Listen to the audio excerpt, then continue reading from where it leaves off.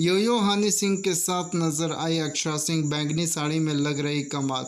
शुक्रवार की सुबह हनी सिंह ने घोषणा की कि वो बहुप्रतीक्षित गाना 15 अक्टूबर को रिलीज किया जाएगा। नए पोस्टर में सोनाक्षी को अक्षरा सिंह की ओर बंदूक ताने हुए देखा जा सकता है। देसी कलाकार की जबरदस्त सफलता के बाद रैपर योयो हनी सिंह और सोनाक्षी सिन्हा 9 साल बाद साथ काम कर रहे हैं। दोनों कला स्टार गाने पर साथ काम करते नजर आएंगे। हाल ही में भोजपुरी एक्ट्रेस अक्षरा सिंह ने हनी सिंह के साथ मंच साझा किया और अपने टैलेंट से दर्शकों को प्रभावित किया। अभिनेत्री ने अपने सोशल मीडिया हैंडल पर मंच से रैपर के साथ अद्भुत अनुभव शेयर किया। अक्षरा सिंह बैंगनी रंग की साड़ी पहने हुए बहुत खूबसूरत लग रही हैं, जबकि योयो हनी सिंह काले रंग की स्लीवलेस जैकेट में नजर आ रहे हैं।